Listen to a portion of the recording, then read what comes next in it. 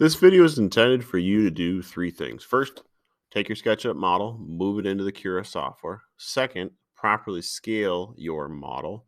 And third, run a simple 3D print using an exported file and plugging that into the 3D printer itself and running a print.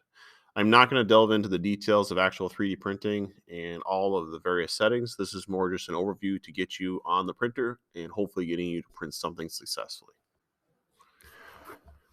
The printer that we currently have sitting in our shop is a printer called Ultimaker S5, and I also have an S3 as well. But this video will work for pretty much any 3D printer that you have with some caveats.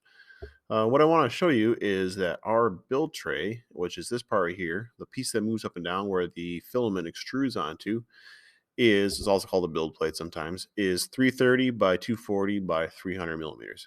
What I'd like to do in SketchUp is I actually like to draw a rectangle that is the approximate size of the tray, and that helps me scale my model down to the correct size.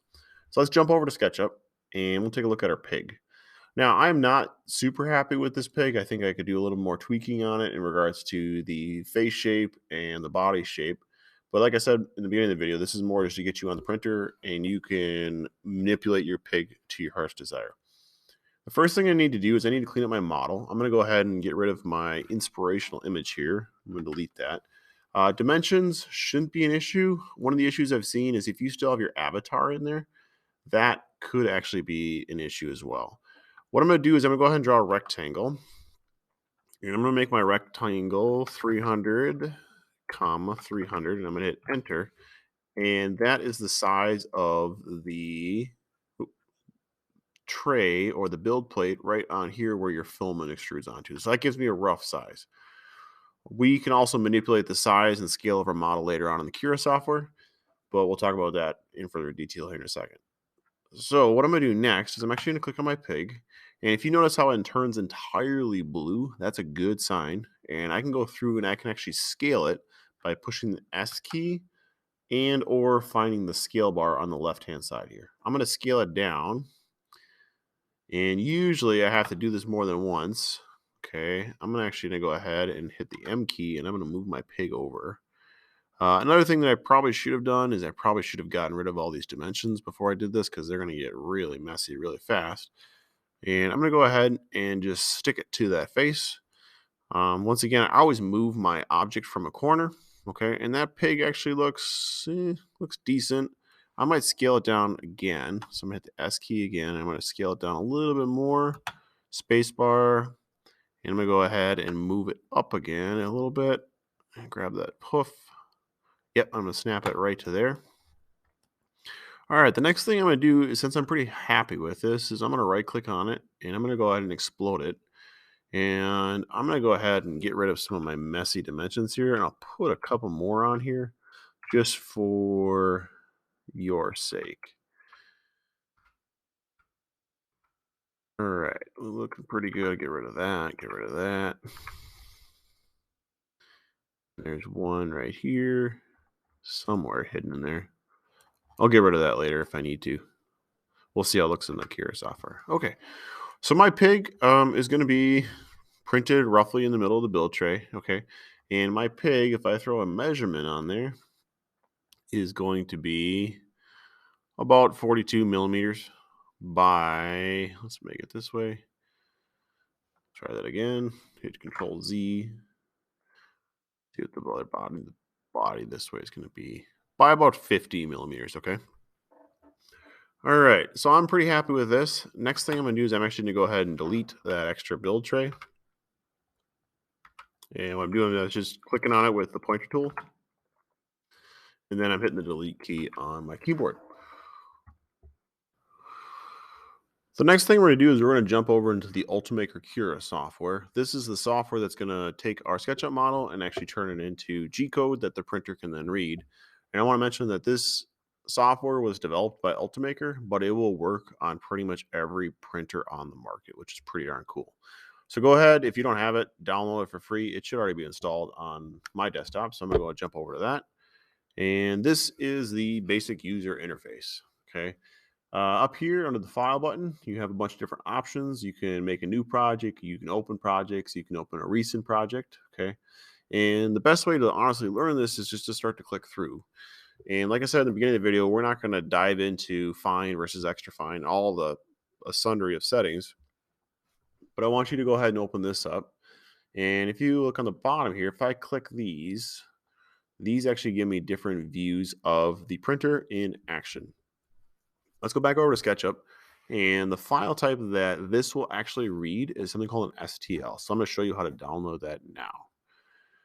So in SketchUp, we're going to go to the three little lines up here, and we're going to go to download, and we're going to go down to STL. And if you notice when I hover on that, it says for 3D printing, which is a good thing.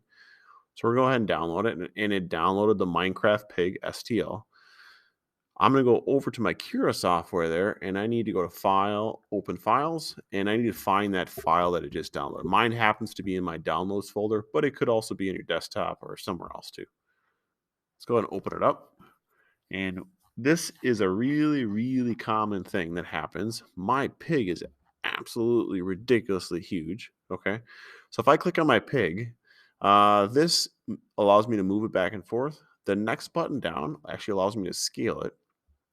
So I'm going to go ahead and scale it down. Let's try 10% and we'll hit enter. So that is looking better. That is still going to be a ridiculously huge print. So let's go ahead and scale it down to 1% of its original size. And I think we're actually going to run with that. Okay. Now, with this, if you hover on top of these, this will tell you a little bit about what they do. And like I said, we're not going to dive into all the details, but this allows you to rotate. Mirror if you want to take an object and flip it back and forth, but there's literally hundreds and hundreds of things that you can do to manipulate this. What I do want to talk about here is your printer setting. So mine is already set up for an Ultimaker S3. If you have a different printer, you would have to select that. You might have a MakerBot, you might have a similar style, but you can actually add a printer and you can change your printers here. We have currently we have two different types of PLA. We have blue PLA and we have what's called black tough PLA that's loaded into the machine. So we're going to leave that as the default settings. My print quality is extra fine. If you want to do a fast print, you're going to change this from a thin layer to a fatter layer. And there's some default settings right here. And I'm going to go ahead and pick the fast print setting. And this right here is your infill and other settings right here. So how dense you want your thing to be. We're not going to talk too much detail about that today. And next thing is if we go over this, also gives you a bunch of different settings as well.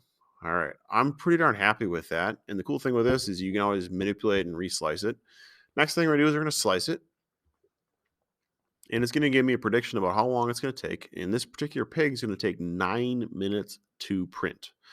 I'm gonna go ahead and hit the preview button. And what you're gonna see here is I have 53 layers. And if I start dragging this down, what you're going to see here is this layer, the printer is actually going to print that outside, and then it's also going to print these crosses on the inside, which give us some additional support. I'm going to go ahead and keep dragging down, down, down, down. Okay, there's the legs. And then the first piece right here is actually called a raft, which we are maybe or maybe not going to use. So let's go to layer number 3 or 4, for example. I'm going to hit the play button here. And what you're seeing is this is the print head right now, and it's laying down PLA on those legs right there. The next thing that I need to mention is that when it starts to print, at this particular layer right here, I'm a little bit worried about that.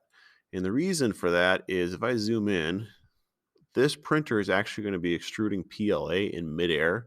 And my guess is that if I run the print right now, the head's going to fall off. So what I need to do is actually add something called a support. And so I'm going to go back over into here. And I'm going to go to the supports tab right here. And I'm going to go ahead and click the generate support. Okay. So this is going to give me a bunch of different options. And I'm going to have you just leave it at the default. The overhang angle, mine is set at 60 degrees. Pattern really doesn't matter. But once again, the goal of this is just to get you printing, not to be an expert at it. So I'm going to go ahead and select those things. And then I'm going to hit slice again. Let's get rid of this bar. And what you're going to see here is that this actually has some layers underneath it now to support it. So if I go ahead and drag it down, this sort of greenish tealish color right here, these are all supports that I'm going to eventually have to remove later on. So I'm pretty happy with this. The next thing I'm going to do is actually save it to a removable flash drive, and then we're going to jump over to the printer and plug it in the printer and hit print. The next thing you're going to need is one of these, which is a removable flash drive. You're going to plug that into your computer, and you're going to save this to the disk.